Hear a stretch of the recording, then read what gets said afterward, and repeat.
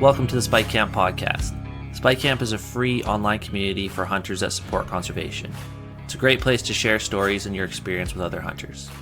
As a member of Spike Camp, you get access to all of our hunting live streams, discussion channels, contests, hunter resources, and events that we host. Membership to Spike Camp is free.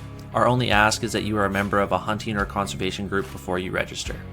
Head over to spikecamp.com to join us.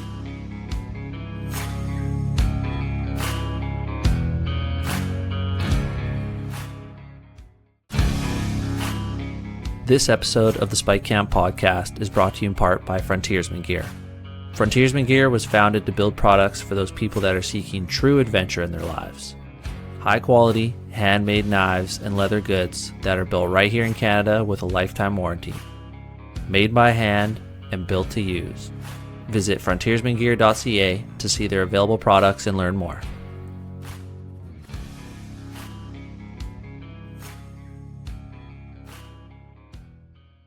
Hey everybody, Are we live now?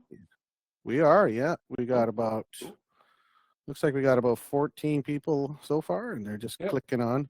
Can you see the chat and stuff in the side? There's two options there. Yeah, for sure. Is Blake joining us? He's going to be hanging out in the background. He's a busy boy these days, so he's got to catch up on some Spike Camp stuff tonight. So he'll be around. He's my backup when things go technically sideways for me. He's always there in the wings. So it's funny. Him and I we'll run a little chat. We run a Google document as while we're going. So he communicates me either there or text message or on here. It's kind of crazy sometimes. Trying to do 5 things at once. Yeah. And I'm not even good at one thing at once. So hey, are you going out bear hunting? Next weekend, I believe Ryan and I from MDT will be going out with his daughter for the weekend, the long weekend. Oh, nice. Yeah. Oh, cool. Are you just around Kamloops, or are you going somewhere farther? Yeah, to our usual spot. We always go around Kamloops. Yeah. Yeah. Are you I was up there. I drove up there about a week ago. I had to drive up and pick up my side-by-side from John Deere, and I was up there during the week, just shot up and back. Looks like things are starting to green up now, so that's good. Everything's greening up. The river's really high now. It's probably come up 2 feet anyways in the last week and a half. Yep. Right on. And you've had the boat out a little bit? I know, a lot. That thing just puts a smile on my face. It's so fun. Yeah, we're gonna unpack that in the show tonight too. I want to ask you about that because those things look like they're just a blast. Oh, they're so fun. It's just, I have so much fun with it. Right on. Cool.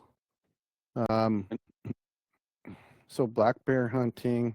I guess it's almost LEH time too, isn't it? It's going to be soon too. Yep. And they're probably going to bring us down to the wire again like they do every year. Last year it came out late. Like we only had, I can't remember, but it wasn't long, right? A couple of weeks max. Yeah, exactly. Yep. Well, we'll see. I got the, do you apply for out of province stuff at all? Yeah, actually, I got Alberta hunting. Yep. Oh yeah, so you got a partner you're putting points in with out there, or do you just do a company? Oh, you do both, yeah.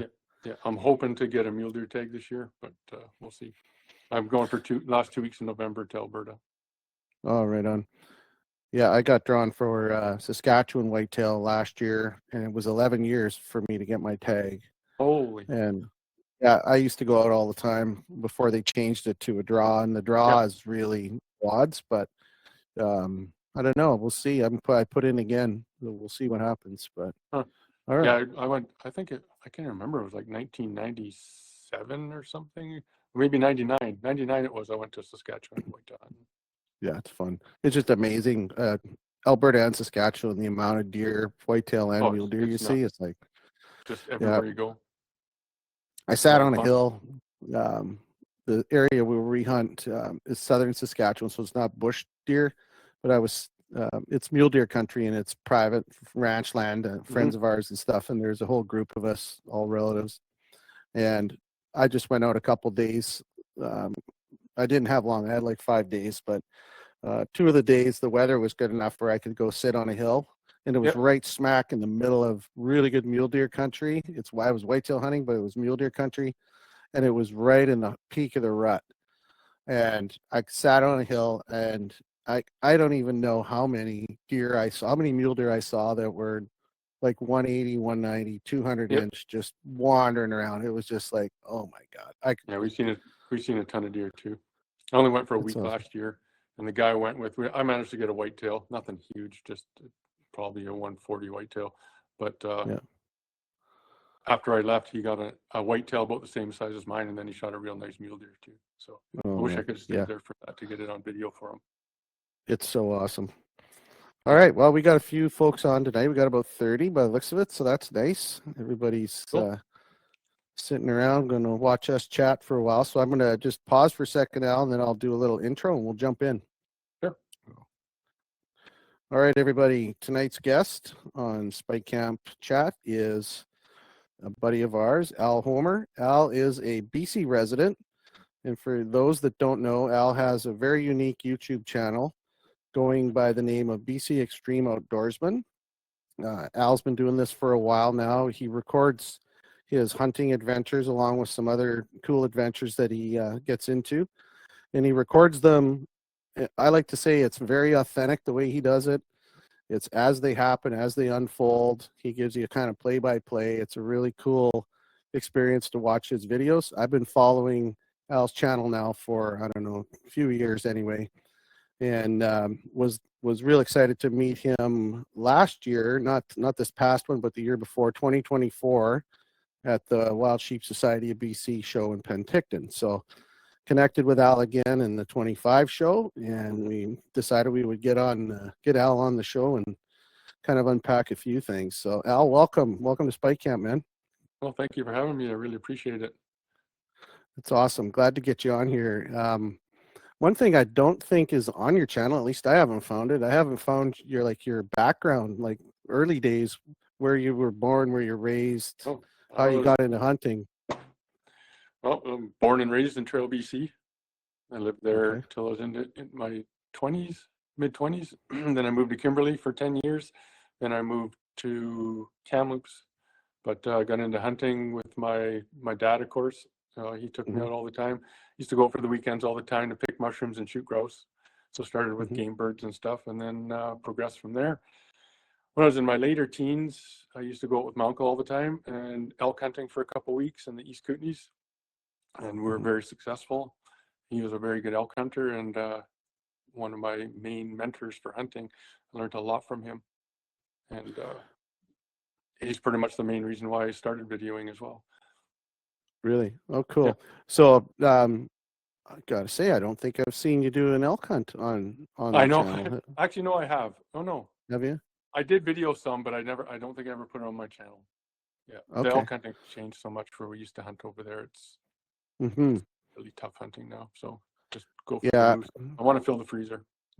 Yeah, no, for sure. That's something I think a lot of folks have kind of evolved. Those that used to hunt the East Kootenays, we did not way back, but I've done some hunting in the East Kootenays. The things have changed out there. There's just a lot of pressure from all kinds of I guess stakeholders, being the grizzly bears and other hunters and the regulations and stuff, wolves, and yeah, it's tough. But if you do connect, they're usually really nice bulls. Yeah, exactly. Yeah. Like I said, I grew up in some Trail, nice and birds. back in the 80s when I grew up there, the Roosevelt elk, they were limited entry, and Okay. I'd seen a lot of big elk. And I did hunt them a few times with guys that had tags, but I never drew the tag myself. And then when they did open up the season, I almost felt so bad for the elk that I didn't go hunt them. You know what I mean? Yeah. I just figured, just kind of wide open, right? yeah, exactly. They didn't stand a chance.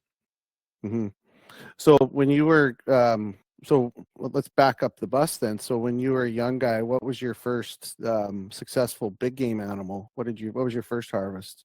It was a 5-point mule deer. Really? With a 30-30 Winchester. Yeah. 30-30 Winchester. That's a little different than the big Lapua you're shooting. Yeah, those it's funny with, too. eh? When I was a kid, I was scared of recoil. Really? I was scared to shoot my dad's 270. Yeah, because So funny story. When I was a young lad, I grew up in a gun family. So my dad and my uncle were big time gun guys, and I had a little 22 long rifle bolt. I can't remember what it was, a little Cooey or something, and that was my gopher gun. They sent me out every day. And when I was 9 years old, my uncle and my dad took me out with a big game bolt action rifle, big game gun, and said, "Okay, this is what you're going to shoot."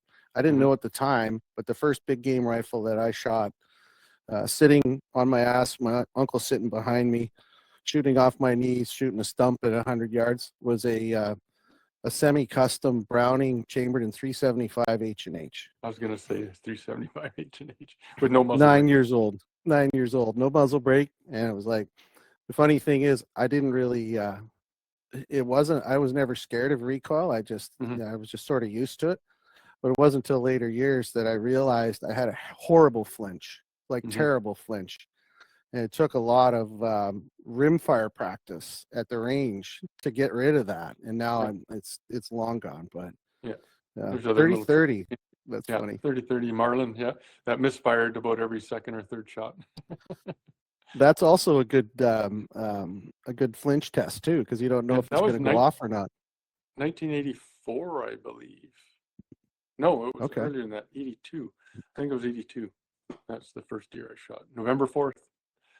So a 5x5. That's a nice. Yeah, nothing huge. Like, I don't know. Yeah. Nothing big. Yeah, but it was a 5x5. I think. That's cool. Actually, I still have the horns in the garage. Oh yeah, for sure. So I think the first time I stumbled on your channel, I'm pretty sure it was one of your moose hunts with your buddies. When you were talking about your uncle, who was your mentor, did you guys do big moose hunts at all back in those days? Or was it elk only? It was elk only. The last trips that he went on, I never went on with him, and they were moose hunts. Yeah. That him kind of evolved that way. Yeah. The elk hunting in the Kootenays is a little harder as you get older, I'm sure. So yeah, exactly. Well, he had a communications business, so this was back in it would have been in the late 90s, and he made a deal with a guide in northern BC that if he went up and put a repeater system up for him, so he could communicate with all his little camps there, that he would let him hunt there for free. He just had to pay for the airfare.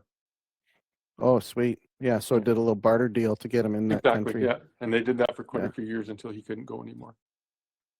Wow. Yeah, that's cool. Yeah. So I guess one of the questions I wanted to ask you was what prompted you to pick up a camera and start filming stuff? Well, basically when my uncle couldn't go with us anymore, I made all the videos for him, so he could something watch for him to watch. Yep. Oh, right on. And like when I started my YouTube channel, I had when I started in like 21, I think, and I had video all the way back to 2010. So I had a good stockpile of moose hunting videos and sheep hunting videos from 2010 forward to 2021. Yeah, I noticed that too, right? But they're not the greatest, but they still got footage though, right? Yeah. Yeah. No, I noticed every once in a while you'll you'll put something up that's from an older hunt and stuff. That's pretty cool. What was your first camera? What were you using? And I still have this footage from 1995. It was an old Sony Handycam it had a tape in it, and I packed that on a sheep hunt in 1995, and I still have a video, like a VHS of that hunt.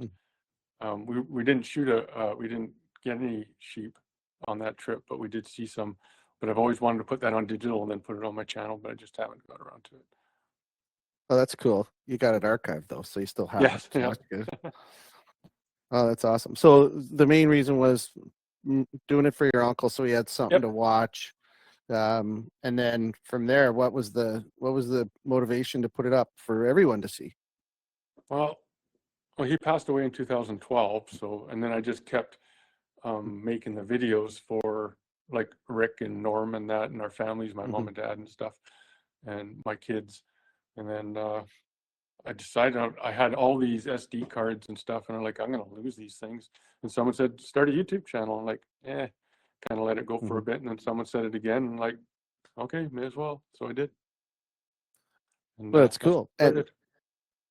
But I mean, obviously now it's gravitated into and morphed into a little more than just posting up your home movies on there. I mean, you edit them and you put a professional touch on it, right? So that must have been fun to learn because you're doing it yourself, right? Yeah, well, I just use iMovie and Yeah. GoPros. I don't have fancy Canon cameras or Sony cameras or anything.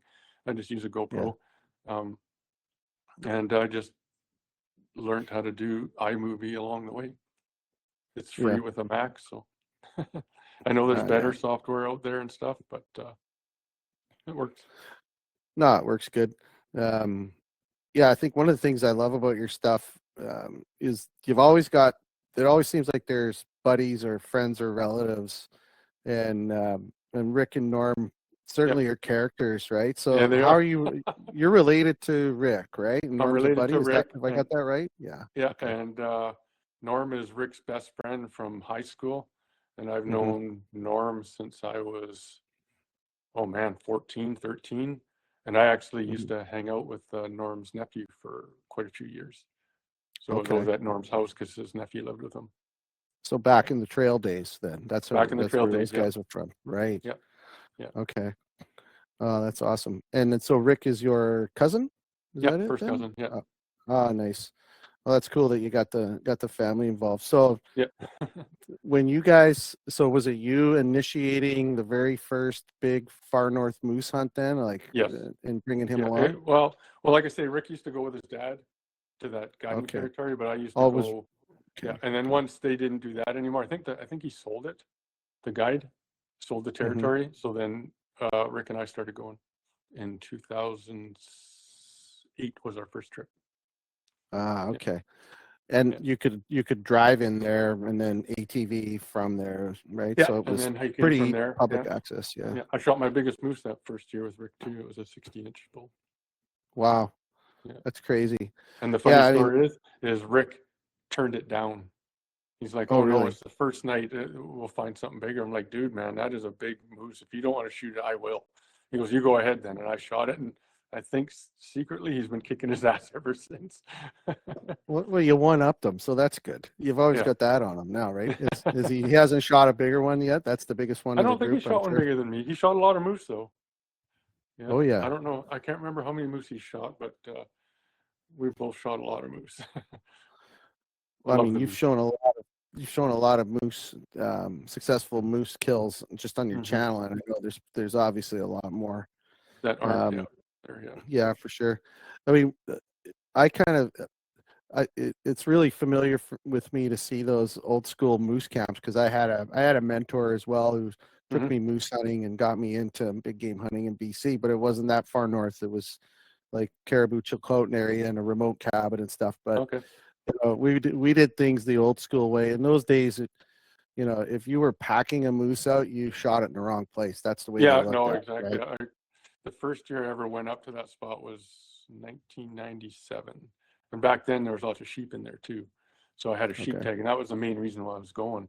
And we shot one bull, or I shot a bull, and we had to pack it quite a ways. Like I shot it at 10 in the morning, and I think we didn't get back to camp till 1 a.m.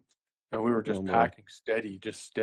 And we were really new to moose hunting back then. I was with a good friend of mine, Mike. And so we said, okay, we'll take the hindquarters first because they're heavier, right? We were inexperienced at the time. We take them out, we get back to the moose, and so I get Mike to help me on with the front shoulder. I'm like, holy cow! I said, this is way heavier. And we had the hide on and everything still, and the ribs and everything. Yeah. And I said, this is way heavier. And he goes, don't tell me that. I'm like, dude, man, I'm serious. So I helped him on, and he would walk maybe 2 or 3 steps. Hold on. So you long corded it? You just cut it in 4 chunks, the whole moose, and stuck with a saw. Didn't even use a chainsaw. So, like I said, we were greener than hell, right? So I start walking, and kept stopping, and I said, Mike, I can't keep stopping all the time, man. And I said, he left his rifle at the quads. I said, here's my rifle. I said, I'll walk to the quads and I'll come back, and as soon as I drop off that, I'll come right back. So I did, and he was sitting there So I dropped mine off. I go all the way back, and I get to where the same spot where I left him, and he was almost in tears, going, "I'm sorry, man, I can't do it." So I threw it on my shoulders and I packed it the rest of the way. So I packed 3/4 of that moose out. That's ridiculous. I know my old mentor, old German guy, did everything hardcore. So it was, we hunted on foot in this area. There was no ATVs allowed in this region. And when he shot a moose, he had the old fixed blade knife and a hatchet, and he carried a little ball peen hammer in his pocket, in his pack. And so, shoot the moose, drop the guts out of it, and then he would literally start right at the top of the spine and just go straight down the middle with that hammer and hatchet all the way down, and then do the long quarter thing, leave the hide on. And you were either dragging those quarters across the muskeg or trying to strap them on. My God, it was hard. I know, that's crazy how heavy they were. Yeah, and I just used one of those Wyoming 2 saws to quarter it. I didn't have an axe or anything, so we sawed. We took turns sawing. It took forever. Well, it's interesting because that's one of the things I wanted to kind of pick apart was, what I really like about your moose hunting videos. So many things. First of all, having your buddies out there, you guys just have a blast, and that's that's so much fun. But like, you guys got your gear dialed on that moose hunt when you used to do the quad hunts, between the power saw with the vegetable oil and the whole 9 yards, like the barrel arm. The barrel arm. Yeah, you got that fancy barrel arm that he had rigged up. So tell us about the evolution of that camp, because by the time you guys were done hunting it, it was like dialed, like totally dialed. Well, so Rick and I built that camp right from scratch. It was never a camp. Like, where we parked the trailer and backed and turned around and stuff, we had to cut. That was all brushed in. We had to cut that all out. We did that all ourselves. And that was in 2008. That was our first year in that camp. And from there, it just evolved. Then Norm started coming with us. So there's 3 of us. So we had to put up more meat poles. And then those meat poles would rot, and we'd have to put up more meat poles. And then the grizzly would start coming, and we'd have to put the meat up higher. So yeah, it just kept evolving from there. And we put the wall tent in the same spot every year. We even brought up like stones to put the wood stove on. We had pegs that were marked where we knew where to put the corners for the tent. So it was quick and easy to do. Many times, I think most times, we did it in the dark. And everything, we had everything dialed in. I think we still got a ladder hidden up there. Outhouse that we would have, Rick built, and he built it out of cedar so the porcupines would need it. Sure. Because we had a plywood one, and the porcupines slowly over the years ate it. They chew it up. Yeah. Yep. Just imagine, if you look back in time when there was, it's kind of a hot topic, with the access with machines and stuff has changed. And that's why a lot of guys, I'm sure you guys too, they're not going in those spots anymore. A lot of pressure and a lot of reasons why people don't hunt there. But some of those old camps, like, there's just hundreds of old moose camps, traditional style, old school, handyman special camps. Those are fun. I love that camp. And last year was the first year I never went, because they made the limited entry in there, and I went there for almost 20 years every year. I never missed a year. Last year was the first year, I think, in 17 years in a row I never went up there. And it honestly, it broke my heart. I loved it up there. Part of your life, man, every year. Yeah. It was. Are you still applying for a limited entry for that? No, because I think they only give out 2 tags, so it's not even worth going in. Rick actually got a tag last year, so him and Norm went, and they got a moose. When we first started going in there, we wouldn't see another hunter we wouldn't see any other hunters at all, period. None, zero. The only, we'd see the same miner in there, Jim and his wife Frida and his son Brett. Awesome people. I've known him ever since 2007, and they still go up and mine. And there was other miners that would come in, but they wouldn't stick around. There was a trapper down at the lake, but I never met him until 2 years ago. Yeah. And super nice guy, and it was just, you had the place to yourself. I would turn down 6 bull moose before I finally shot one. Wow. But towards the end, because what they did in Region 7, everybody started going up moving there. Over. If I didn't shoot that moose, someone else would, and I wouldn't end up with nothing because there's. Yeah, takes the fun out of it when it's just Oh yeah. a competition hunt like that. Yeah, for sure. Um, yeah, I know. I love some of the videos where you guys you'll, you got the radios going and you Yep. spot the moose. Buddy makes a shot or you make a shot, and then the fun begins with those quads. Yep. I'm a Honda quad guy too, so they're we have awesome. three.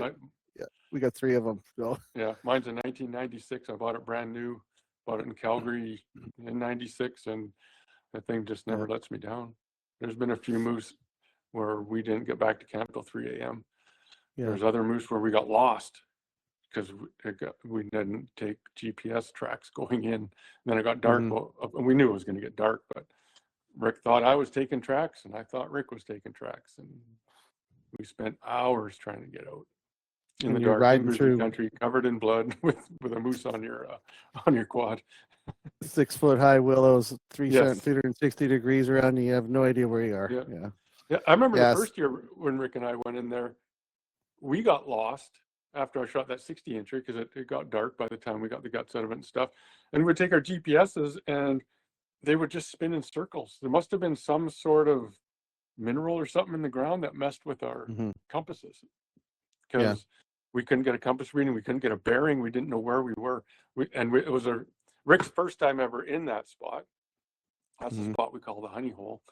And it was only my second time in there. So we didn't really have, the quad trails weren't like they are now. You can, if you look on where we hunted now on Google Earth, you can see our tracks on Google Earth. Yeah, they're in there for sure, I bet. Yeah. I had a similar situation happen.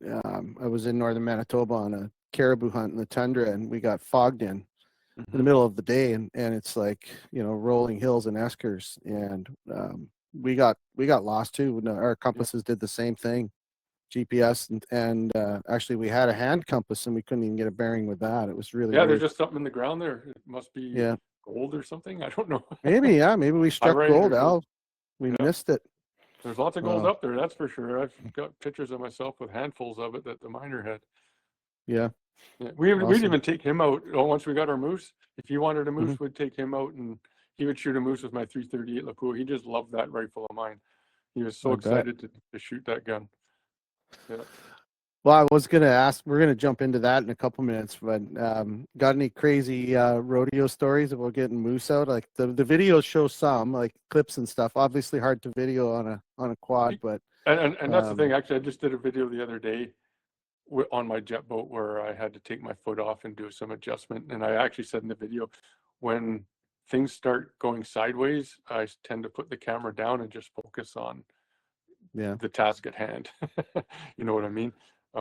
There's lots of the moose stories. Like I shot that one moose one time. I called him in over 3 miles, I think. I got a mile closer and I called him 3 miles or 2 miles closer. And I still shot him on the other side of the valley where we didn't know we could get a quad. And once we got a quad over there, then we didn't know, we couldn't get back the way we came because it was too steep.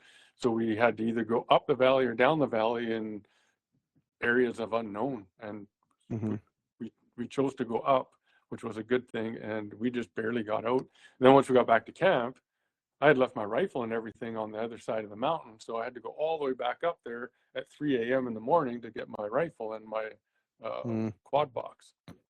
We were all stuck at the same time in a swamp. And we had, I think it was like a foot of we had just enough cable and straps to get onto another quad to winch. Otherwise, there's nothing to winch to. Everybody rolled their quad. It was just, we had lots of lots of rodeos for sure. Yeah. And those are the memories, right? You're going to remember those. Exactly, 100%. Those are the fun stories. I'd rather shoot a moose like that any day than one off the road, even to this day.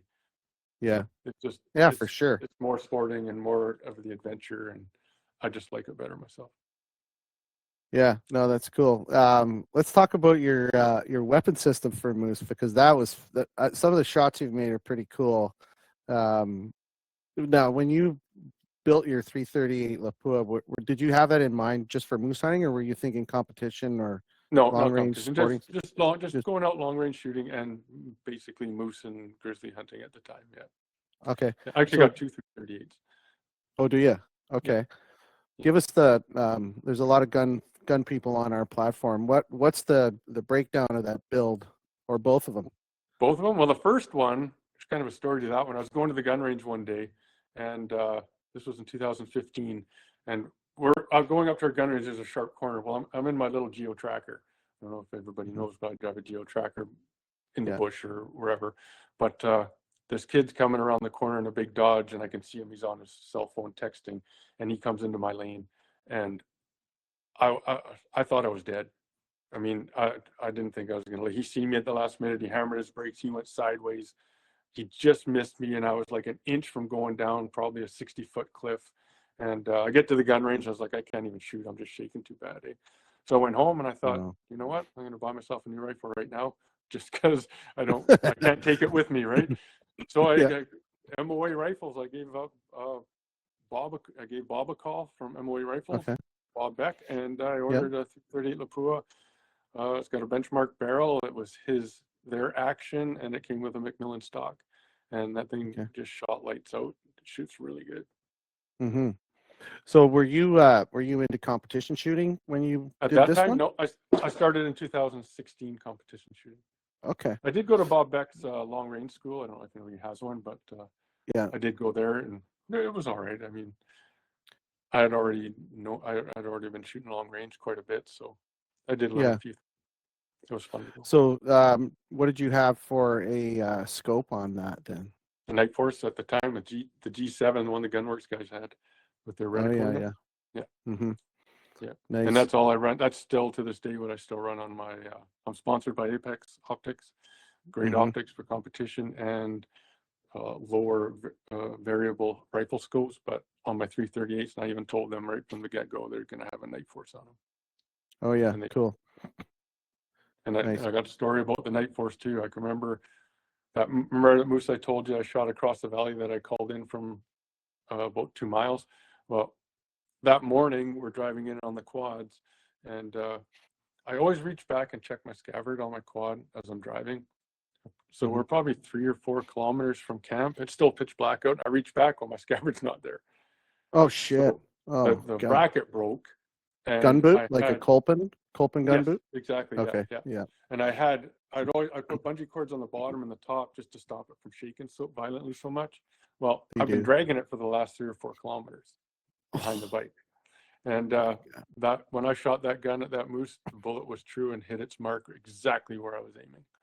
It was spot on. So I told the night I shot in a match last year in Colorado, and the Night Force booth was there, and I told them that story, and they really liked it. Wow, that's awesome. So was that the first moose you shot with that rifle? Nope, that was the second, I think. Tell us about the first one. I'm curious what that feeling was like. Sending a 338 Lapua around downrange. It wasn't even that far. I think it was only 250 yards. Oh my God. Yeah, and we were hunting in a place called the Crossing, up where we used to moose hunt all the time, and we spotted a bull, and I went after it.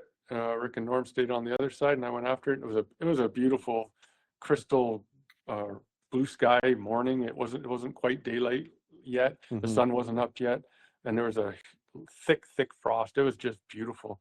Perfect moose morning. Yeah, exactly. And I was working my way on the moose, and he ended up, I don't know if he smelt me. He must have smelt me and investigated or whatever, but I seen him as I was going in, and he was just standing there looking at me, and I just put him on his front shoulder, and he just dropped. Nice. I think I used what I call used to use all the time, the snipe pods. Yeah, I've seen those. Because I mean, I don't use them anymore, but I shot many animals with them things, and they still work to this day. They work really well, and they're super light. They're just like tent pegs, right?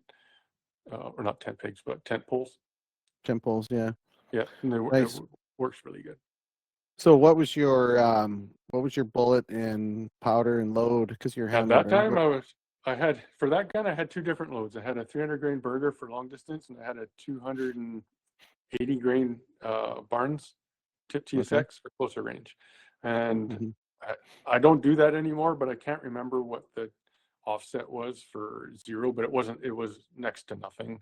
It's like a point, a 0.2 or something of Okay. 2 clicks.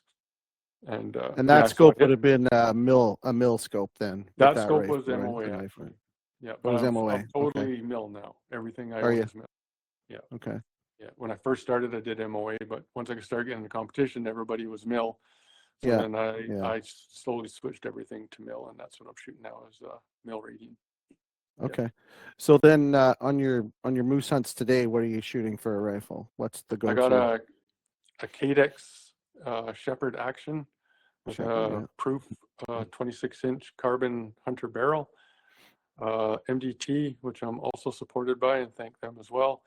Yep.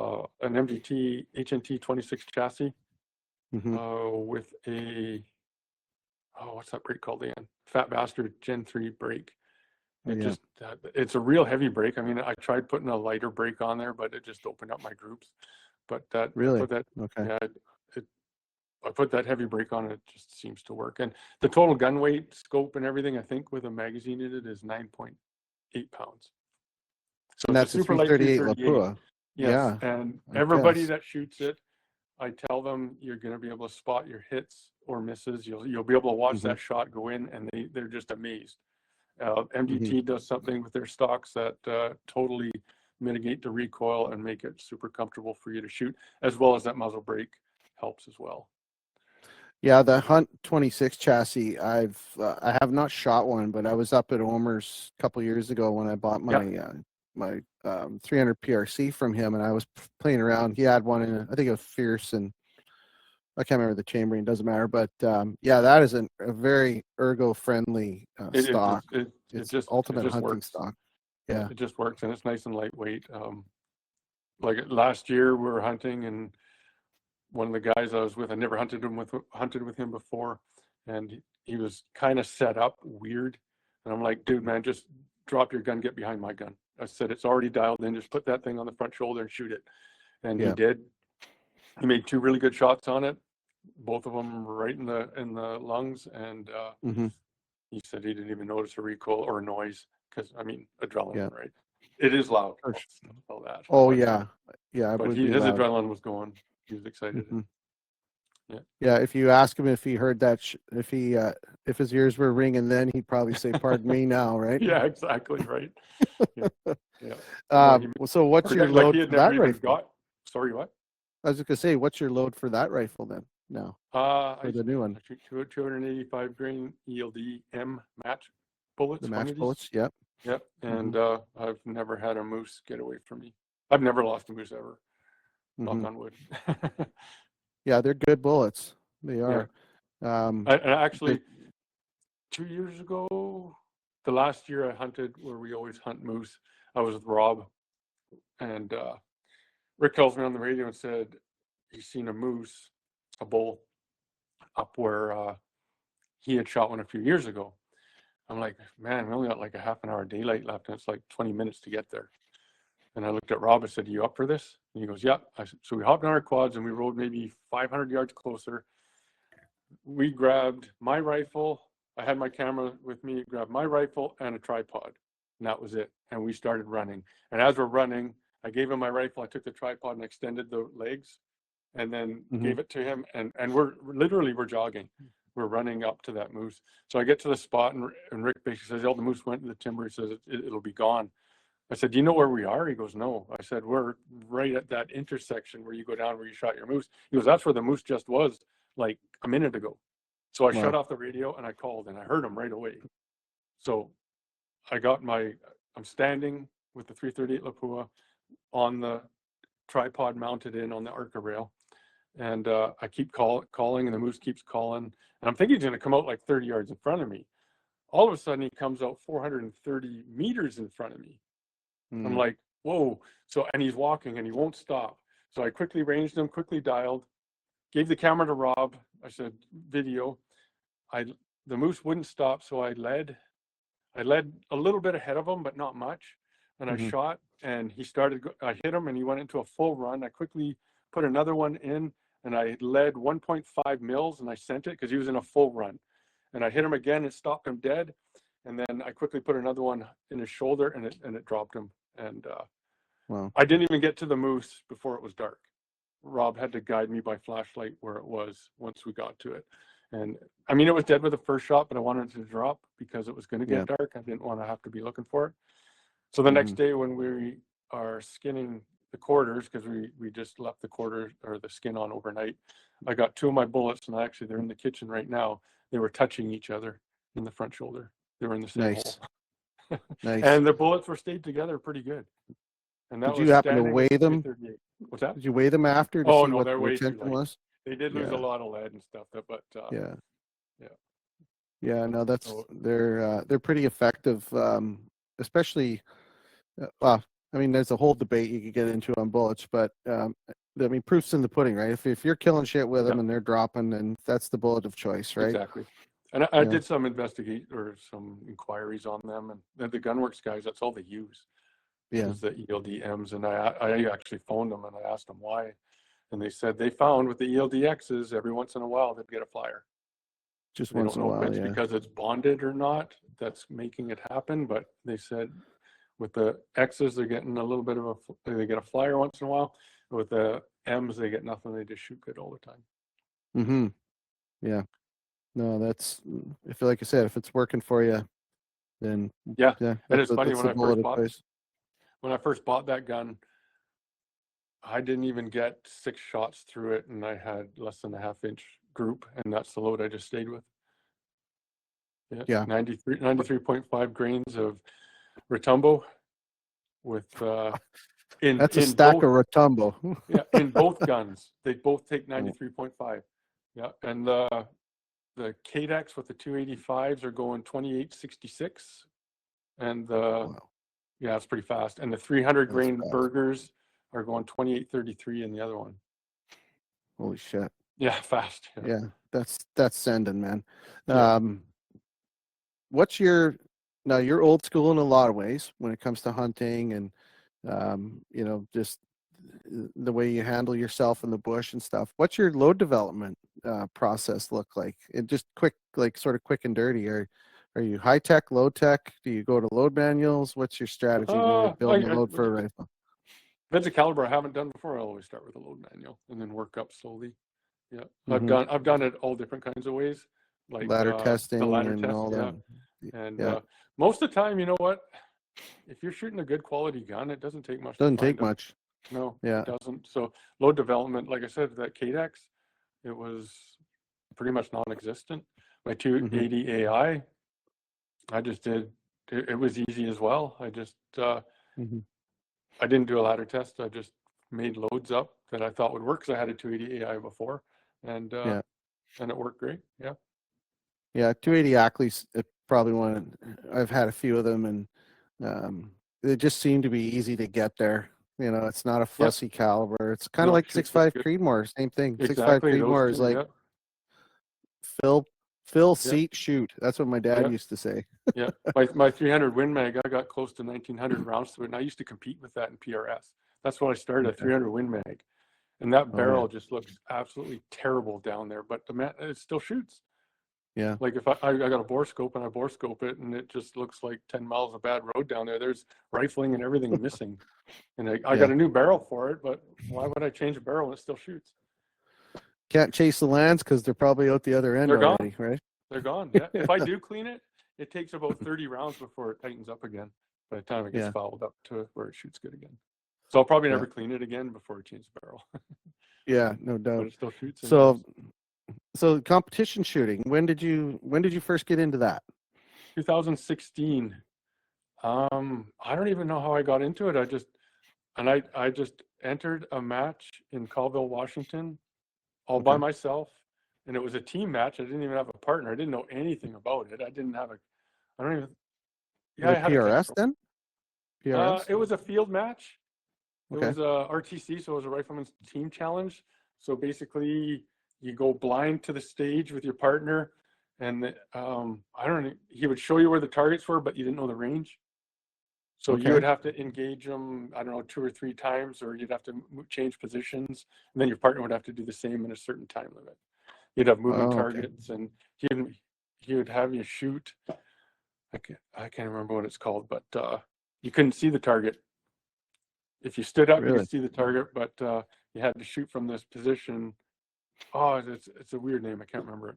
But So was this was this an open caliber type of yeah, match, or well, hunting calibers, or I what think was the it? biggest you use is a 300 Win Mag, and that's Okay. what I was using. A 30 caliber up to 3,200 feet per second. Okay. And you shoot right now. Your home range is Heffley, right? Yeah. Yeah. I haven't shot there yet. My dad used to compete in F class in Kamloops, and he has all kinds of.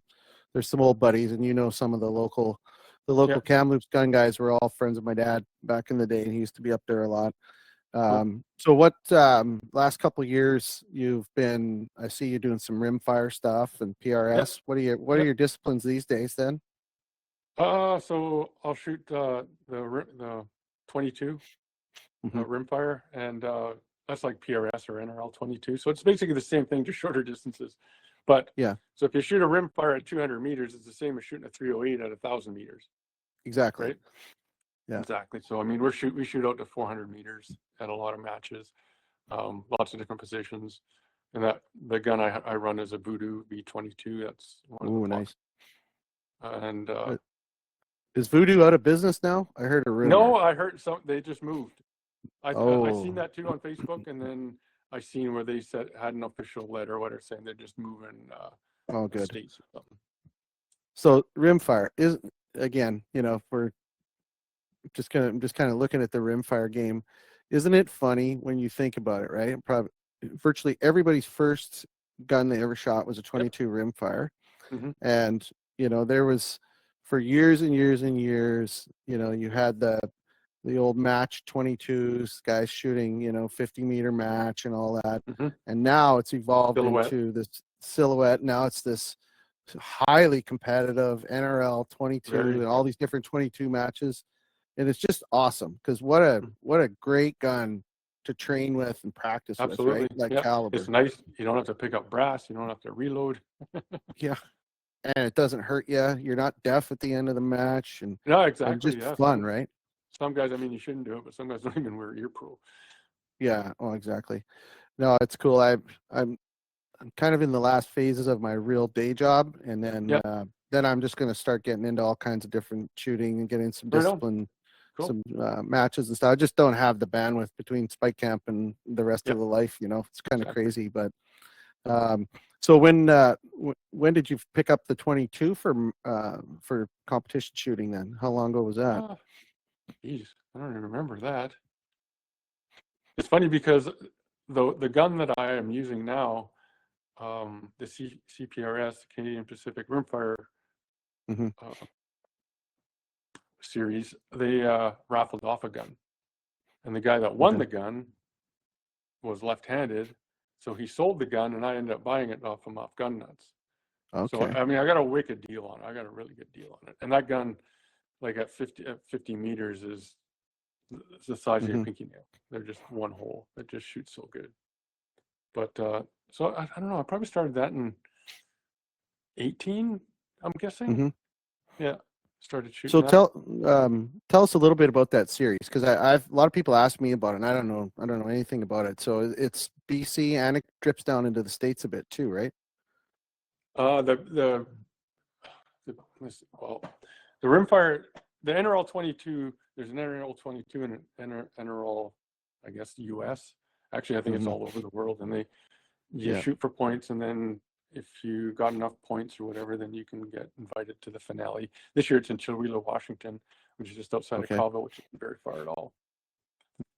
Like turkey hunt in Chilwelo, I know where that is. Yeah. It's a cool area. So then the BC series, how many shoots are there this year? BCPRL, that's the BC Precision Rifle League, and that's the president is Josh Botha, who works for MDT. He's one of their engineers, and really good guy. And him and Ryan are putting on a bunch of matches. We got actually what are they called, national matches or whatever, qualifying matches to help qualify for going to the finale match in the US, because you have to shoot so many matches and qualify. I don't do it myself because Okay. it's usually right around hunting season when I'm going moose hunting, and I don't let Yep. anything interfere with that. Even when my daughter got married, I said, don't get married in September or your dad won't be there. Yeah. Touchy subject around my house. Yeah. Blake got married on Labor Day long weekend. Oh, He did gets grief from all of us. Yeah, in his defense, he planned that that's the only weekend, in hunting season that we actually do not hunt because it's also my wife's birthday. Okay. So he's okay. But I warned him. I was like, "Whoa, one day this might be bad." Mhm. But actually, sorry, yeah. there's quite a few matches this year. I want to say 10 or 12 in BC. We have them in, there's 22 ones in Chilliwack, and I think Mission as well. I think they might be having them now. And Okay. centerfire matches in Merritt for sure. And I think there might even be some rimfire and Kamloops. I don't have the schedule in front of me, but there's a schedule. Yeah. If you go to the Facebook page, BC PRL. Yeah.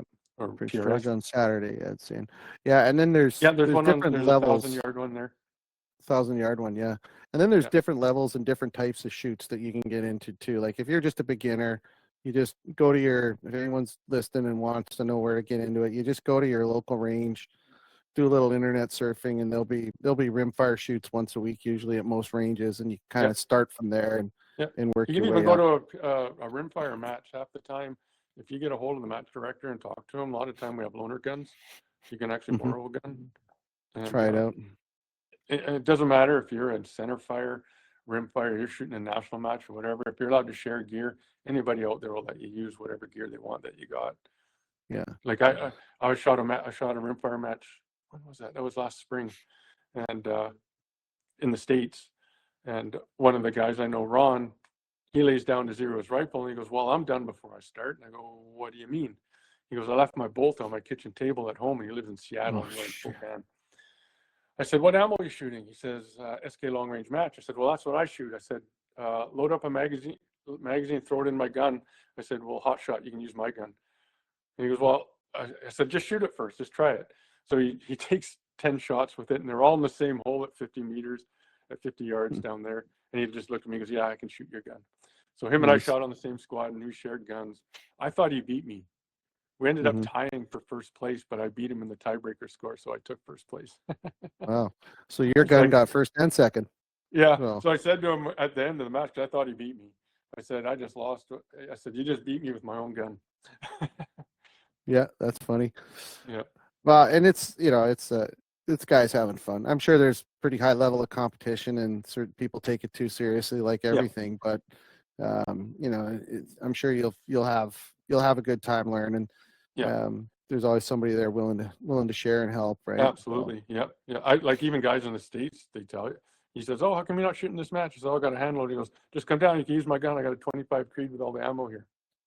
So it won't cost you a cent." Just like the shooting community in Canada and US is just crazy. There's such good people. There is, yeah. And it's fun. And then even like back in the rimfire thing, you don't need a voodoo to have fun. Nope. Like you can get in, I picked up just for training my regiment. I spend a lot of time at the range doing load development for all our guns in the family and stuff. And it's a super passion for me. Hand loading and building loads is my jam. And I got in a regiment a couple years ago. I bought a little T3 1X 22 Tika, and stuck a Bushnell 18. Oh, they do. Just shoot. It doesn't matter the caliber, it seems. I know. Like they just shoot. Yeah. Yep. I don't shoot factory guns. But if anybody asks me what to get, I said, get a Tika. Exactly. Yeah. I mean, I've had Gary Flock's a good buddy of mine, and he's built a ton of semi-customs off of Tikas for me. And I have not had one that didn't shoot. And even the factories, like my daughter has one. I've got 2 or 3 in the safe. But my regiment with just for practicing, the control. That's the nice thing about the Tika rimfire is it's the same basically as a hunting rifle, same stock. Exactly. Yep. And so, before I call it my warm up, I'll shoot 20 rounds off the bipod and just get my breathing and my trigger control down. And I just find I'm shooting better groups now just because I practiced with a rimfire. And absolutely, for sure. Well, the more trigger time you get, whether you're dry firing or shooting a 22, you're going to get better. Yeah, exactly, for sure. So you've got the voodoo. Let's talk sheep hunting. Let's jump back to hunting again. We drifted off into guns, and it's a bad place for me because I never stopped talking guns. So yeah, but outside of moose hunting, you have filmed some pretty epic mountain hunts too. Good moose hunt, or hunts, goat hunts. I look at them. I don't think they're. I look at them. I don't think they're that good. But I've been lucky and very successful. The film could be. It's still awesome. You're showing the country. You're showing the process. And as you know, Spike Camp's loaded full of sheep hunters, and everybody's like always. You know, there's a lot of, it's a deep dark hole when you get into equipment and gear and systems and technique and tactic and, you know, pack weight, rifle, caliber, like it never ends, right? Yes. But the one thing that I've noticed in your videos, which I think is just so awesome, is you're always hunting no matter what it is. You've always got either family or friends or both, and you guys just all seem to connect. And one of the things I wanted to ask, for those that haven't watched watched Al's sheep hunting videos, he's got a partner named Rob, and this guy looks like he's just a dream to hunt with. He just looks like absolutely amazing to hunt with. Easiest guy to hunt with, right? We have never. He even said one day, he goes, not that long ago when we were hunting, he goes, you know, we've never had an argument or disagreement ever. We always just go, and he just goes. I mean, the first hunt we went on, we each got a ram. He got his first ram, and he never complains. And he kept dragging behind me. I'm going like, I'm 14 years older than you. You shouldn't be lagging behind. And so we get to the lake. He takes his boots off, and he's just blisters. I'm like, dude, man, his feet were killing him. I'm like, I carry moleskin, and I have a first aid kit. We could take care of that. Helped you. Stop, tighten your boots. That kind of stuff. But yeah. So how did you connect with Rob? Tell us the story. How did you guys end up getting on? Years ago, we went to trade school together. The first year of trade school. That's how we met. And he wasn't working at the mine. Then he started working at the mine. And I can remember it was summertime. It was in July. And I just walked him by him one day, and we had talked about it a few times, hunting. And I said, Rob, you want to go sheep hunting? And he goes, when? I said, it was like a couple weeks. He goes, yep, we're going. I said, okay. And that's basically how it happened. That just like that. Yeah. Wow. Great connection. And like I say, he's just a dream to hunt with. I've gone through a lot of hunting partners. I've had hunting partners cry on me because we're dropped off by an airplane and they're scared they're going to get hurt. It just seemed like they turned into a different person once that plane took off. And back then we didn't have GPS or anything, right? So you're literally there until the plane comes back. And they just couldn't handle that. It's amazing how the backcountry is the equalizer and the lie detector. 100%. It takes a special person to be out there. Not everybody can be out there, and the hikes are second to none, other than maybe doing Everest or hunting sheep in Kazakhstan or something with the high elevation. And when Rob got his first ram, the weather was terrible, and we ran into another sheep hunter up there named Mike. Awesome guy. He had a dog named what the hell was his dog's name? I can't remember his dog's name. Anyways, but I spotted 24 sheep on the other mountain, like a long ways away, and there was probably 3 or 4 legal ones there. So Mike goes, you and Rob should go over there and get one. I said, why don't you and Rob go? He goes, well, I got Sam. That was the dog's name. He goes, I said, I'll watch Sam. I said, I shot a ram last year. I said, I know you shot sheep before, Mike, and this is your spot. We're kind of intruding on you here. You take Rob over and try to get him a ram. So they went over there. They got a ram. They hiked all night to get out. Like I went back to camp and went to bed, and I woke up at like 5:30 with them walking into camp. So Rob didn't even go to sleep. So it's probably noon. I said, I'm going to go for a walk up and see if those sheep are there. He goes, I'm coming with you. I'm like, really? I said, well, go have a nap or something, rest. He goes, no, I'm coming with you. So we spotted some rams and put them to bed. And the next day we went back up there at 4:30 in the morning, just as it got daylight, and the rams were in a better spot. And we went over there and we each got one. And then we had to pack a whole ram back. each. Like, Oh wow. it's crazy. It was crazy what we did and what he did. And there's no wonder why his feet were so chewed up. Yeah, And no it was doubt. his first mountain hunt, and so he didn't have all the proper gear. But we're pretty well outfitted now. You guys are, and it's pretty cool because the more you do anything, the more you refine your system, right? Yeah, And absolutely, yeah. And newer stuff comes out and better stuff. yeah. So are you one of those guys? I know I am. You see something new and you're like, you either hate it or you love it, or you got to try it, or both, right? You kind of play around. Do you mix your gear up much, or? Yeah, I do. Yeah, I do. Yeah. Like a lot of MGT stuff. I buy a lot of their stuff, and Yeah. rangefinder binoculars and stuff like that.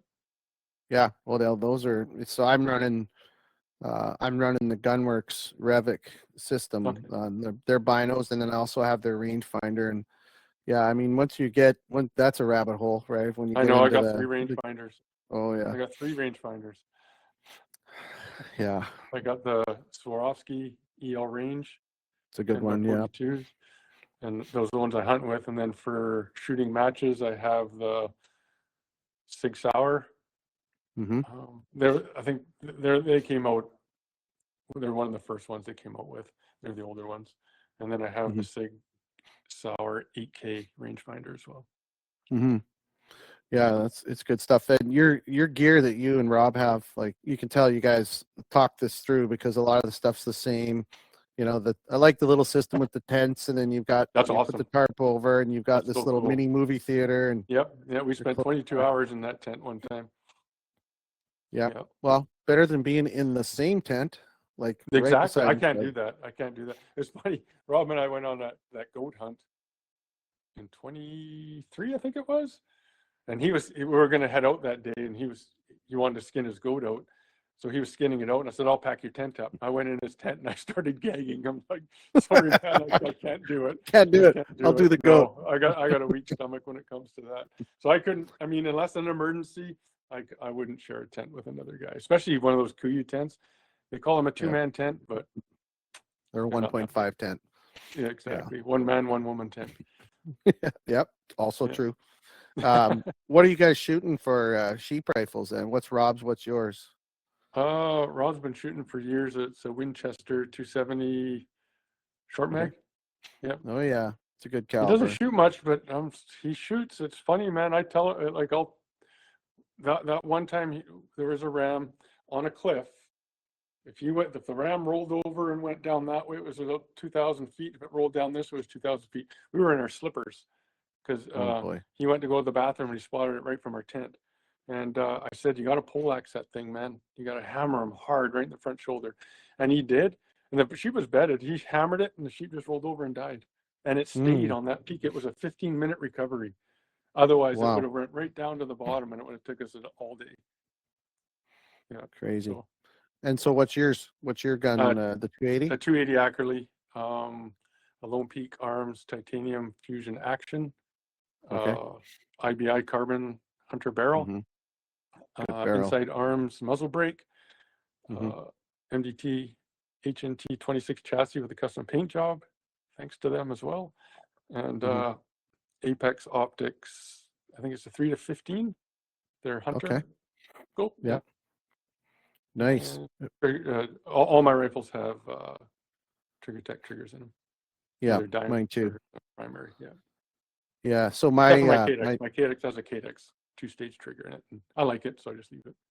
Nice. So my sheep rifle this year, I bought one of Mike Drury's rifles. Yeah, I held that. Remember? Yes, you did. Yes, Mike. It's so nice, man. It's freaking unbelievable. So I'm going to do a big story and write up on it. I'm just fine. Okay. I'm right at the sort of the last stages of my load development with it. I've got 100 rounds downrange with that gun now. Did it speed up at all? It did. It sped up a little bit. Yeah, now that I'm shooting 160 Nosler Accubons is what I'm building the load around. Yeah, those are good. And it's a 20-inch barrel. It's a 284 Winchester. The gun, I've got one of the new Swaro Z5 2-10s on it, the new Swarovski. It's got an actual MOA turret on it, a good one. And that gun weighs, all fully dressed, it's 5 pounds, 13 ounces or 12 Hmm. ounces. Can And you spot your impacts and oh, it's misses? unbelievable. That Nice. gun, the barrel jumps. I've got a video. I'm going to do another one now that I got the load finalized. But the barrel will jump like on sandbag at the range, like just shooting groups. Neutral hand, touch the trigger, and the barrel's jumping a half an inch off the bag. Nice. And the So recoil comes straight back. And have you done I can, multiple shots, try yep. a 5-shot string to see if your group opens up because of the small diameter barrel? 10-shot group. It's an IBI barrel on it, right? Carbon. Okay. And I shot a 10-shot group with my load. My load was shooting half inch, and it's 2850 feet per second with a 160 grain Accubon. Yep.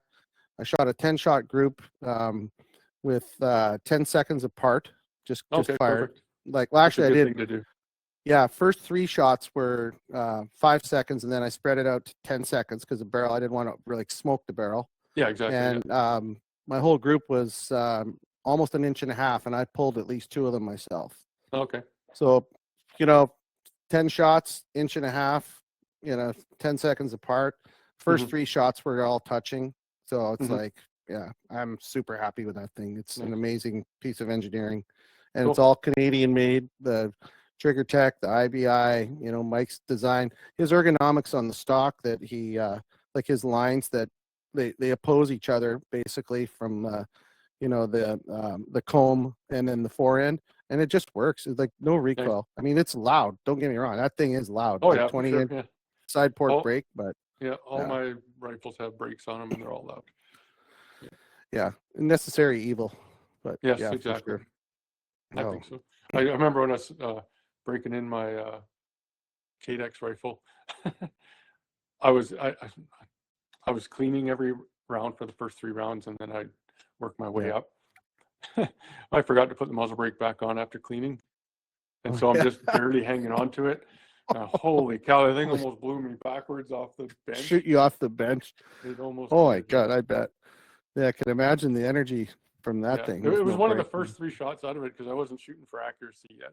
So I was shooting off the bench, and it hit hard. Even my buddy beside me, he goes, "That didn't sound right." I said, "It didn't feel right." I said, "Oh man, I didn't put the brake on." It's one of those ones that knocks your fillings out. Well, yes.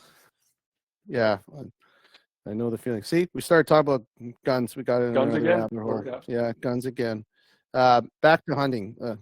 So you spend a lot of time in the mountains. You talk about it in a few of your videos, the moose, some of your sheep hunts and stuff. Grizzly bears. We're doing a series this month. We're going to do a bear hunting and bear safety series a little bit later on this month. You've had some serious bear encounters and a few of them. Yeah, I have. Yeah. Care to share any of those? Yeah. Oh, I'm just trying to think which one. You've had a few. I know you've talked to me about them before. Yep. Just remember, in bear country, don't let your guard down. Don't get complacent. Huge. That's the biggest word, complacent. Yeah. You get too comfortable out there, and all of a sudden they're there. And that's happened to me many times. I remember one time we're up in our moose hunting spot, and we weren't seeing a lot of moose. So I hiked to the top of this mountain by myself. And I could see like 3 valleys, so I could glass lots. That was my plan, to sit there until I couldn't see anymore and just glass. And so I had my gun. I don't know. I would have it like 30 yards from me sometimes because I'd be walking around glassing. Pacing and whatever, yeah. On the way up, I'd ran into a porcupine and I actually took his picture. And he was only, from where I was sitting, maybe 30 yards. But I couldn't see where he was at because there was a little ridge on the other side. I thought I heard rocks down there once, but I didn't. I just thought, well, it's the porcupine, right? So it's starting to get dark. I start to leave, and I don't carry my gun loaded. I don't trust those safeties, Remington safeties. I don't like them. I can load fast enough, I figure. So anyways, I start walking. I got my head down, and I'm in the scree. I'm kind of sliding down, and I look up, and right in front of me, there's a grizzly bear. And he's got his back to me, and he's eating that porcupine. Oh, shit. So I took my gun off my shoulder, and I went to put a shell in. I'm like, nope, he'll hear that. I'm just going to slowly, so I slowly just backed up out of his sight, and I had to actually scale a cliff to get below him. And then I videoed him from down below. So, I mean, that could have gone south real easy if, like, I wasn't paying attention at all. I was so complacent and comfortable with my surroundings, but it's their country and they're there too. You got to be careful. They are. And one of the things too that we've had it too, it's that complacency. A lot of times it happens at your camp, especially on a sheep hunt, right? If you're camped in the same spot for 3 or 4 days, your smell is now everywhere. Exactly. And on day 1, you didn't see a bear. Day 2, you didn't see a bear. You could be getting up to go take a leak at 5 in the morning or 3 in the morning or whatever, and there he is. Yeah. That happened to us. Yeah. We're leaving. We had 3, or it was me, Norman, Rick. We had 3 moose. We're leaving the next day, so we spent that day packing everything. Our rifles, everything was in the truck. The moose was in the truck. One thing we left up was the wall tent and our cots and sleeping bags. And I left the shotgun. Rick told me to put the shotgun away. I'm like, no, I'm keeping that. So I got up about 1 to go to the washroom. Rick got up, or I think Norm got up next, and then Rick got up next. So all within an hour. 5:30 in the morning, Rick wakes, it's pitch black still. Rick wakes me up, says, Al, something's breaking into the truck. Well, Norm snores like the second coming of Christ. So I had earplugs in. So I took those out, and I could hear something in the back of the truck. And now the trailers, my red trailer's attached to the truck. I got moose in the trailer and in the truck. And I can hear stuff flying out of the truck. I'm like, what the hell? So go out in the underwear with a flashlight and the shotgun, and there's a grizzly bear in between the truck and the trailer. He opened up the canopy, and he's in the canopy throwing stuff out, trying to get at the moose. Like my first aid kit went flying by me. Like he's probably threw that thing like 20 yards. And I yelled at him, and he just stopped and looked at me with his little glowing red eyes. So I had the shotgun. So I said to Rick, I said, I'm not going to shoot him because I could hit the truck, I could hit the trailer. I just got a bead sight on this. So I'm going to put one over his head. So I put one over his head. He just looked at me, slowly backed out of the truck, and slowly walked away. Wow. So that bear came back for 3 years. And we also found out after that the bear was on the roof of the truck, was on the hood of the truck. He had clawed all down the side of my trailer. I had claw marks. So he was there for a long time. He did $5,000 damage to the truck, to Rick's truck. Shit. It had to get repainted. He broke the canopy door that had to get fixed. So he was there for a while. So there's no doubt in my mind he was out there when we went out to relieve ourselves. And I don't even think we brought flashlights. We just went out, no gun, no nothing. Yeah, and then like you said, they're habitual too. I think if he's living in that area and he knows that camp's there every year, and it's usually you know smart. You guys lost some meat too, didn't you? Didn't you have meat taken off the pole a couple times? The miner, we took him out and got him a moose. He shot it with my 338. He was tickled pink. He wanted a 2-point moose. He didn't want a big one, and that's what we just happened to find. 2 in the afternoon out feeding. So anyways, we helped him. We brought it to his camp. He had meat poles and everything there. He comes back the next morning and he says, guys, there's only 1 quarter left on my meat pole. He goes, I had a grizzly come in last night. Can you give me a hand? I said, yeah. I said, we'll be right up. We're just going to have breakfast quick and we'll be right there. So we had breakfast. We went up there. And yeah, there was 1 quarter left. He left 1 front quarter. He took the 2 hinds and a front. So I brought the shotgun and I led into the timber, and Rick and Norm and the miner was with us, and I don't know, it was maybe 150 yards into the timber, and we found that quarter, and it was like some of the ribs were just, it looked like they'd been there for years, just sucked dry. He ate everything off it. So we packed that back, then we went and looked for the other one, another 100 yards in the bush. We found it, packed that back, and he didn't bury it. Like you'd think he'd bury it, but he just fed like 8. We were guessing he ate probably 200 to 300 pounds of meat that night. So he was probably in a meat coma. That's why he didn't bother care us going taking the meat back. But he remembered that. He remembered that we took his meat because the next year, was it the next year? Yeah, the next year. I'm trying to think. I could get, so that happened. Then the next year, it was with the trailer when he broke into Rick's truck. I think that was last year. So the next year, we're in camp. We had one of Rick's friends, Luke, with us. He lives in the Yukon now. And I don't think he's hunted in grizzly country much. So he heard a big thump one morning. We had shot a moose, and he went out to he went out to take a leak because he was up, and he looked on the meat pole, and he had his shotgun with him, and there was a grizzly eating a quarter. So he starts yelling, "Get out of here, bear! Get out of here!" And I woke up, and I'm like, "Luke, just come back to the tent. Leave him alone. We'll take care of him. Just come back to the tent. We'll take care of him all together." Well, he starts shooting in a frenzy, and he never hit the bear. I don't even think he was shooting at the bear. He was just trying to scare it. Well, the bear took off. I said, "Well, you just ruined our hunt because now someone's got to stay in camp all the time." So I said, "You and Rick go out hunting now. I'll stay in camp. I'll rehang that quarter, and I'll sit here and watch camp." So a few days later, nothing happened. He didn't come back, but we shot another moose, and we had the bear alarm then. We had it set up a little better, and it was 12:30 at night, and the bear alarm goes off. So the bear alarm goes off. So right away, I think I even left my rifle outside on the picnic table just in case it was inside and it was warm. I go outside and the scope's gonna fog. And so I get out there, all three of us, and right away already the bear's gone. So within 30 seconds, not even, I bet you 20 seconds, that bear had a quarter off the meat pole and was in the timber. We could hear him tearing the meat off it and breaking bones with his teeth. That's how close he was to us. And he did that for about 45 minutes. And so the bear finally stops eating and he's coming back.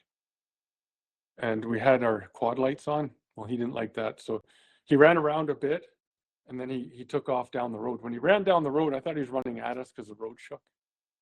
Like when when a horse you could feel runs. him, Yeah. So I just stood to the side and had my gun ready to shoot from the hip. And any movement I seen in front of me, I was going to shoot because it sounded like he's coming at us, but he was going away. So I said to Rick, I said, "I'm waiting for him. I'm staying up tonight. He's going to come back."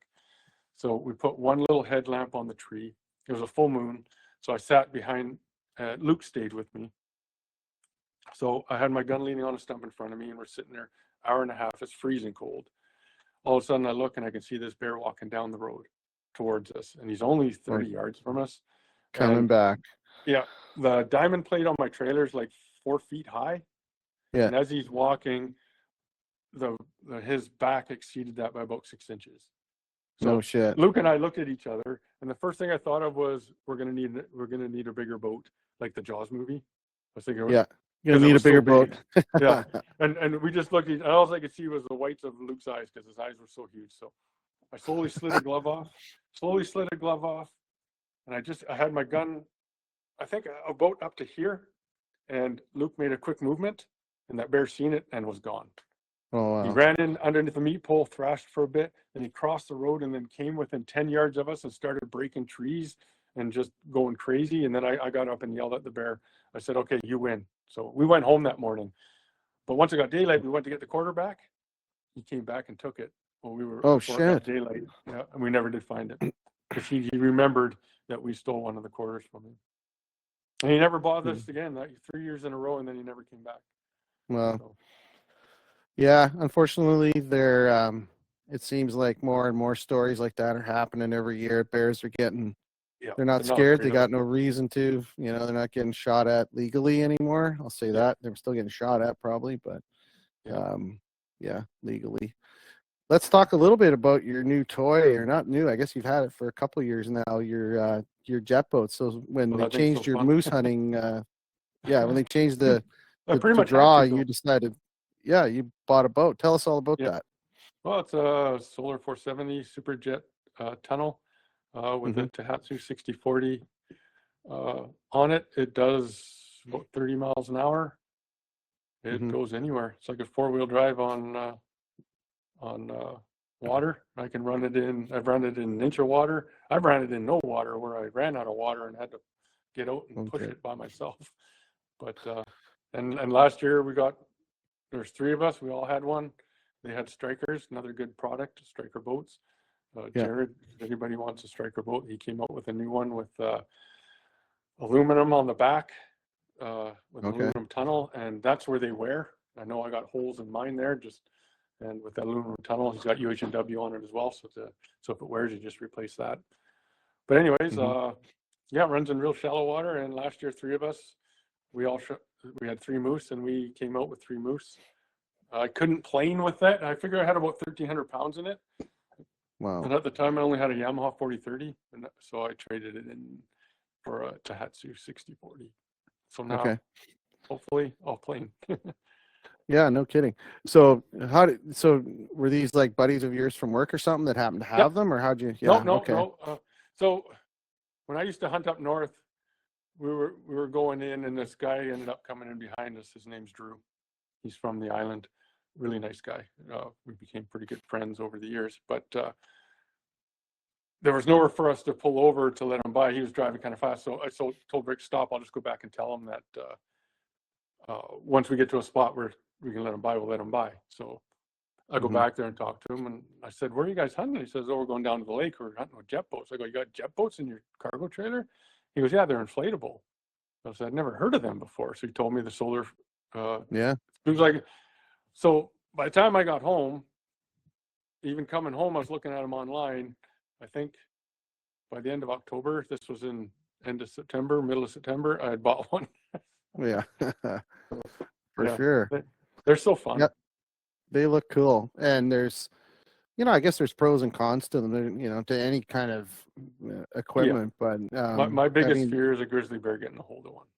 yeah, 'Cause chewing it up. And I've seen pictures of it happening. Yeah. Yeah. But the guy, he had, I think the whole front side, the bear chewed, and he still packed a moose out with it. Oh wow. Just tied up the chamber, and Hmm. still packed a moose out. I mean, the boat's ruined. Yeah, but he got out. Yeah. Yeah, I can't remember who it was, but somebody told me about one where it wasn't a jet boat, but it was like an inflatable. I have a small. I've got a small striker too with a Okay. 6 horse Honda, six Uh-huh. horse Merc, I think it is 6 horse Merc. Yeah, and my biggest fear too is exactly that. Yeah. That or porcupines are also nasty to those Yeah. things, right? They can do a lot of damage. Porcupines like to chew everything. Yeah. They do. Yeah, they do for sure. I think even a So wolverine might get curious and tear it up too. You never know. yeah, Right? and I don't know what it is about bears and like plastic and rubber, but they are Yep. attracted to it for Yep, some reason. they They are, like yep. the quad seats and snowmobiles Mhm. and you name it. They'll Handle eat grips, anything. everything. Yep, exactly. So what do you got planned for hunts this year? Are you putting in for Well, LEH? I'm sure. I do have time off for sheep, but I don't know if I'm going yet. I haven't decided. Yeah, I don't know. But for Opener? moose, what's that? Do you do opener when you go sheep hunting? Like you go early? Usually I do, yes. Yeah, Yeah. usually, Okay. yeah. And then because I go so in I think we're leaving last 2 weeks of September for moose, so we're going to go For for moose moose. again. And then I Yeah. got a whitetail hunt planned, maybe mule deer for last 2 weeks in November in Alberta. Yeah. The guy did invite me to go elk hunting too with him in Alberta, but that's right when I go moose hunting. So depending if I don't get a moose tag or whatever, because it's limited Mhm. entry, where I go moose hunting as well. Oh yeah. I might Yeah. take him up on the elk hunting too. Hmm. Yeah, sounds fun.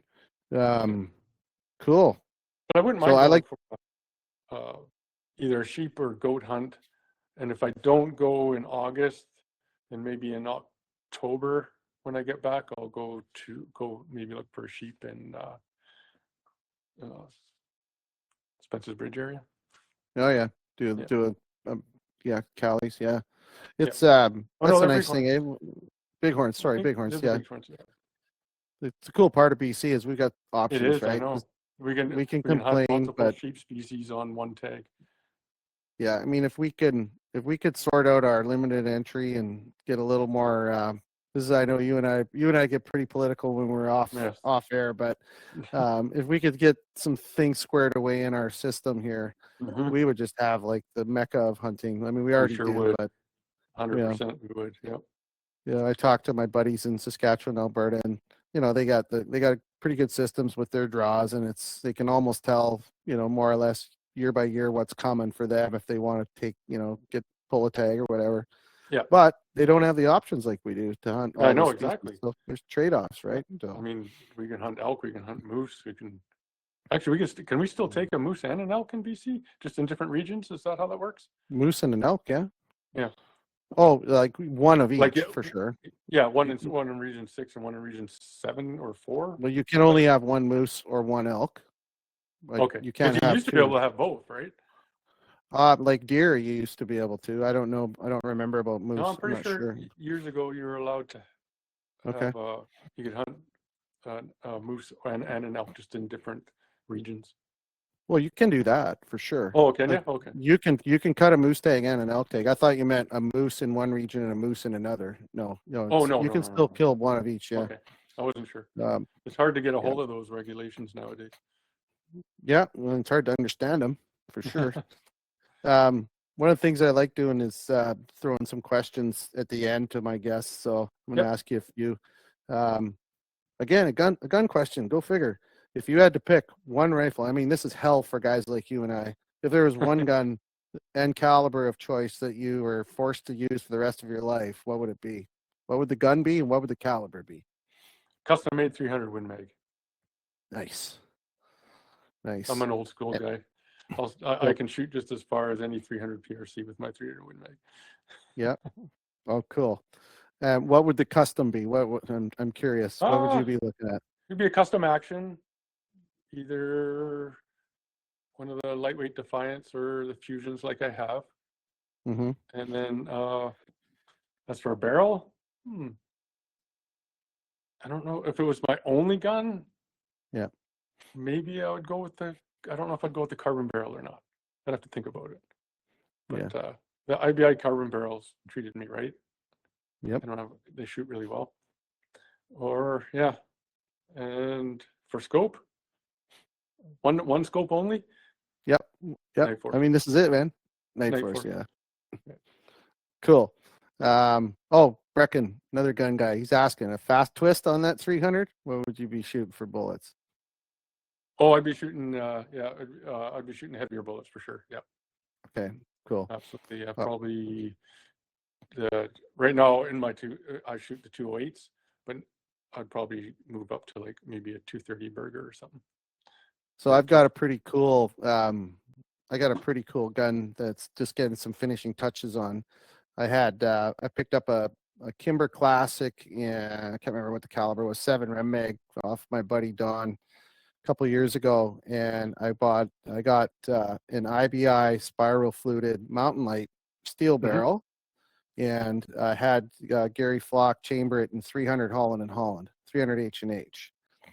And it had beautiful wood stock on it, and I picked up a Wildcat from Stuart, and Gary is betting that 300 in the Wildcat, and we're going to paint it the same colors as my Kudu Bull that I shot in South Africa, gray and white stripes on it. So it's a 300 H&H? 300 H&H, yeah. 24-inch barrel. That is? Oh, baby. Do you know why I have this? No, why? Please tell. My uncle's ashes are in here, and I pack them with me when I go hunting, wherever I go. Oh, man. That is cool. So I have two. I have a pre-64 Model 70 and 300 H&H sitting in the safe, and a matching 375 and pre-64 as well. Back in the 60s, my uncle got one custom made in Cobble, Washington. Cool. 300 H&H Magnum. Yeah. Where's that gun today? One of his sons have it. Nice. At least it's in the family. Yes. Yeah. But when he passed away, I asked my aunt if I could have some of his ashes. And because not many people shoot a 300 H&H, and so I pack them with me. And actually, Rick, Brian, and I think we made Chris one too. All the sons and myself, I made one for all of us. So they all pack. That's cool. Too. Yeah. He's been on all the hunts with me. I didn't bring him to New Zealand because I was worried about bringing him on the plane. Right. That's very cool. Well, it's a very cool caliber. Yeah, and I'll pull him out. I'll take him out and I'll talk to him quite often. Yep. I'll ask him for help, guidance, and everything. That is a cool story, Al. I love that. All right, another question. With your moose hunting, of all the years, what is the one piece of gear that has been and will be always in your pack? What's the one piece of gear for moose? Not excluding the rifle, right? Yeah, not excluding the gun, because that's pretty obvious. But is there something in that pack that you like? And thought was going binoculars there? excluding them. I mean, you tell me. Is there what is something that you're like? This is my moose piece. Excluding the binoculars, it would be this guy. Oh yeah, there you go, Kestrel. Yes. Well, I guess if you're whacking them at what 600-700 yards with the 338 Lapua, you probably want to make sure you know what the wind's farthest shot doing. we did was 960 yards in perfect conditions. Perfect. And it was Rick that shot it. Rick had, I don't think he'd ever shot my rifle, but there was no possible way to get closer to this moose. Impossible. And I said, take the shot from here. And he goes, oh, it's too far. I'm like, see the fog over there by the moose? He goes, yeah. And I go, what's it doing? He goes, nothing. It's just standing still. I said, exactly. There's zero wind, man. I said, I'll do all the dial up for you. You just put the crosshairs on it and squeeze the trigger.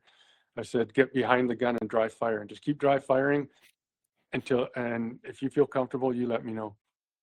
He dry fired for bait and goes, yep, I can do this.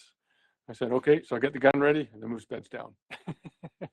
So we sat there for about another hour and the moose stood up. Rick took the first shot and I was watching. I didn't get my camera out. I wanted to watch bullet trace. I wanted to see where that bullet was going. And I didn't see any bullet trace and the moose just stood there. I said, I don't think you aimed at the moose. I think you shot at something else. I said, try again. He put another one in and I watched the bullet trace go right in the front shoulder and that moose just fell back in its bed to sleep. Didn't take a step. It was dead. Dumped him Wow. At 946 or 60 yards or something. Yeah. God. And Rick had never shot, but I dialed his windage and everything on there because there was no windage. I just dialed spin drift. Oh yeah. For the spin drift. Yeah. So he just had to put the crosshairs where he had to do it. And so I did all the work. He just had to squeeze the trigger. Well, awesome. Well, and that's the caliber for that. What about same question, but for sheep hunting? It's probably a piece of gear in your sheep hunting gear that you don't leave home without. Again, the Kestrel comes with me. Oh yeah. Okay. Yeah. And a rangefinder. Okay. Absolutely. Cool. All right. Here's a question for you. If money was no object and you could pick wherever you wanted to hunt in the world, what would your dream hunt be? What's on your bucket list? That's easy. Kodiak brown bear with Billy Moles. Oh, cool. Yeah. Billy Moles. Another guy that I've talked to him on the phone before. Yeah. Him and I have been friends on Facebook for years. Yeah. Yeah. That He's a cool guy. Yep. Yeah. He sure is. You know, you guys share a lot in your style of filming, right? Like, was he an inspiration for you a little bit? I think so. Yeah, for sure. Absolutely. I got I work out a lot, right? And I got a TV in my gym. I got a home gym, and I work out to Billy Moles hunting sheep, moose, and grizzlies and caribou. Yeah. I was on the stair mill this morning with my 50-pound pack watching his latest moose hunting film he just released last week. So that's funny because I was watching it on Monday night on the elliptical. There you go. And then I woke up Tuesday with a sore throat, so I've been taking it easy trying to get rid of this bug I got. Well, one more question.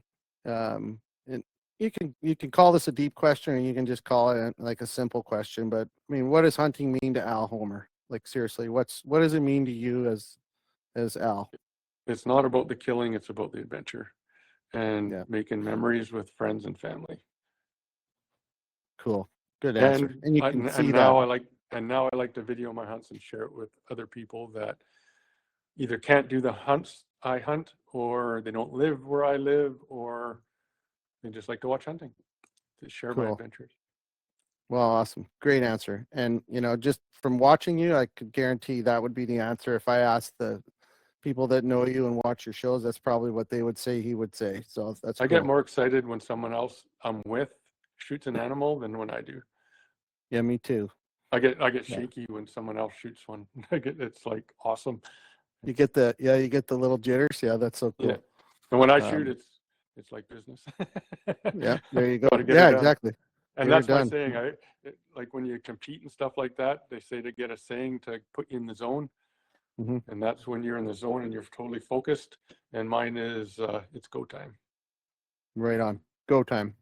Yep. Well, we're going to do a giveaway and then we'll come back and we'll close out. So we partnered up with our buddy Matt at This Is Coffee, our friends up at Trail Fair Foods. We got a couple of delicious meals to give away, and our new buddies down at Wilderness Athlete out of the States. They've given us a whole bunch of product to give away this year. So we're doing a little mountain fuel bundle. Yeah, they're good. I use them all the time on sheep hunts. Yep, they're awesome. So we're giving away a little bundle. Blake has already pulled the winner. So Kyle McGillivray, Kyle, you won this stuff. We'll reach out on the platform, and I'll get it shipped out to you. Cool. And just a reminder, congratulations, Kyle. That's cool. This month's reward program giveaway, we've got some pretty cool stuff. We're also giving away some more Wilderness Athlete. I'm going to give away a 30-pack of Wilderness Athlete Hydrate and Recover. You're going to get a Wilderness Athlete hat, and a very good buddy of ours, Matt from MTN Gear in New Zealand. This is one of his backcountry bipods, carbon fiber bipod. Is that one of the new MDT ones? This is going to be MDT. Yeah, I think he sold this particular bipod. He gave us a couple to give away, and he's got a lot of great products. He's got that mountain stick. This is a mount. It's his hybrid mount, which allows you bolt this on. You can either go Arca Swiss or pick rail. This bipod weighs 5 ounces. Yeah, I'll be getting one of those nice. once MDT has them. Yeah, MDT and him have worked out a deal. So that's the rewards program prizes for this month. And then just a reminder too, we're gonna announce the the exact dates, but we're working on our bear camp series. We're gonna do at least 2 shows on bear hunting and bear safety the week of May 19th. Details will be out. We'll get them up on the platform this week. So anyway, lots of good stuff coming. Al, where do we find you in your channel and all your socials? How do we get a hold of you and find you? BC Extreme Outdoorsman is my YouTube channel. I got Instagram as BC Extreme Outdoorsman, and Facebook is Alan Homer or BC Extreme Outdoorsman as well. Okay. Awesome. Well, buddy, I knew this would be a great episode, and I appreciate your time. You had to you had to race home from work and make it on time, and I appreciate that. So okay, I don't have to work tomorrow. Awesome. I'll be in touch next time. I come to Kamloops all the time. I'll reach out and we'll grab a coffee. Absolutely. Go shooting or something. 100%. Yep. You bet. All right, everybody. Thanks to all the members who tuned in tonight. And this will be up on podcast platforms in a couple days, guys. Thanks for everybody. Have a good night. Thanks. Take care. Bye, everyone.